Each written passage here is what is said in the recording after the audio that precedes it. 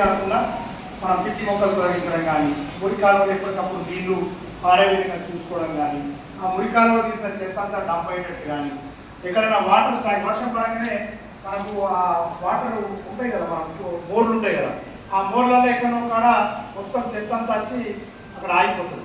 So just మనము వర్షం పడ్డ తెల్లారి గ్రామానికి వెళ్ళిన వెంటనే ఫస్ట్ బండి మీద ఒక రౌండ్ కొట్టేసి ఇక్కడ ఎక్కడైతే నీళ్ళు ఆగినాయో దాన్ని తీస్తే నీళ్ళు వెళ్ళిపోతాయి.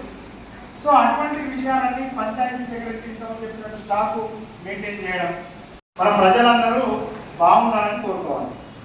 నేను చాలా సందర్భాలు చెప్తాను, ఈ డెంగ్యూ దోమకు అన్నిట్లా కులం మతం ఉండదు, కానీ ఈ డెంగ్యూ దోమకు కులం ఉండదు, మతం ఉండదు. అది మెడికల్ ఆఫీసర్ తోల, ఎంపీడీఓ తోల, పంచాయతీ సెక్రటరీతో, ఈ డిఎస్పీ గారు కూడా అనుకోకుండా మీ గ్రామ పంచాయతీ వస్తే ఆ కుర్చీకి ఉన్న దోమ కూడా ఉండదు. అర్థమైనా?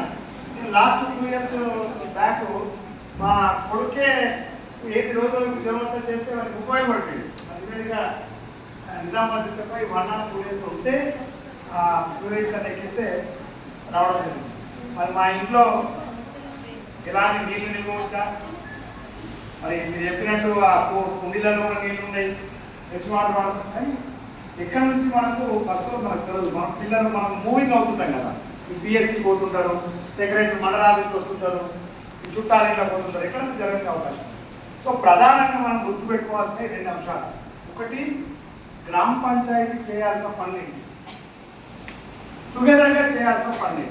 గ్రామ పంచాయతీ చేయాల్సిన పనులు ముఖ్యంగా చెప్తున్నాను.